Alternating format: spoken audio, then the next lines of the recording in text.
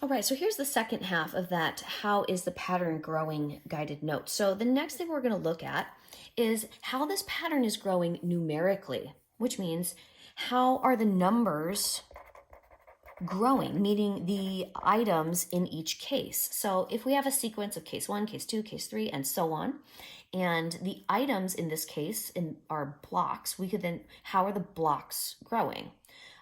Sometimes it might be dots, sometimes it might be other shapes, but for this case, we have blocks. So how are the numbers growing? So what we want to do then is do a corresponding list of what they would look like as a numeric sequence. So I'll say this was, let's say, case 1, and there were one block, or there was one block. And then case 2, I'm gonna look at that one. Case 2, here we go.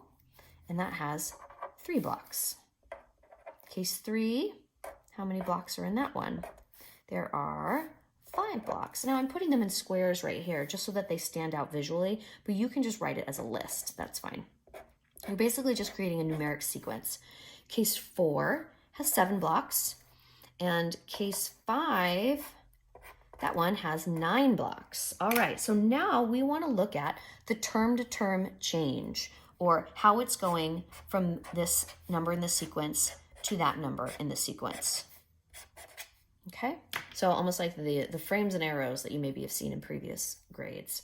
So what's happening when you go from 1 to 3, and then from 3 to 5, and then 5 to 7? Well, you can see straight away it's a +2 pattern. So the numbers are changing as +2, +2 more, +2 more, +2 more, and so on and so forth.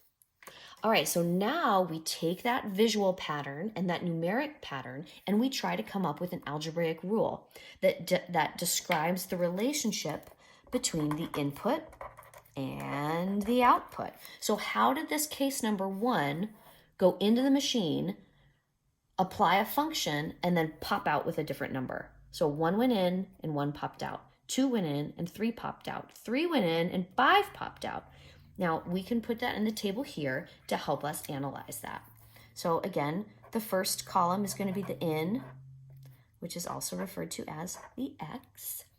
And in the sequences, we called it the term, but it also in this one could be the case or the figure number. And the output, the out, also known as your y, would then be the sequence number, which was here, or in this case, it would be like the number of blocks in each case or in each figure. Okay, so in case 1, there was 1 block. In case 2, there were 3 blocks.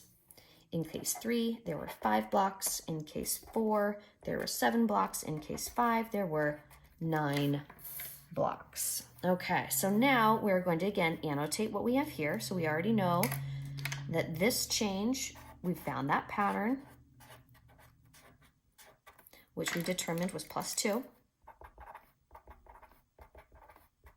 which we know +2, if you are skip counting by 2s, what are you doing? You're multiplying by 2. So we know that the function is going to have any number, I mean that n value. I'm going to put that down here, n. What if n were to go in? We know it's going to be times 2. But then how do you go from that times 2 to that blocks of output? Because if we just applied times 2, 1 times 2 is 2. 2 times 2 is 4. 3 times 2 is 6. These numbers are kind of off. They're all off by the same exact amount. They are shifted. So that would then, you have to account for that shifting and say, is it too high? Is it too low? So 1 times 2 is 2, but this is a 1. So how do you go from 2 to 1? You subtract 1.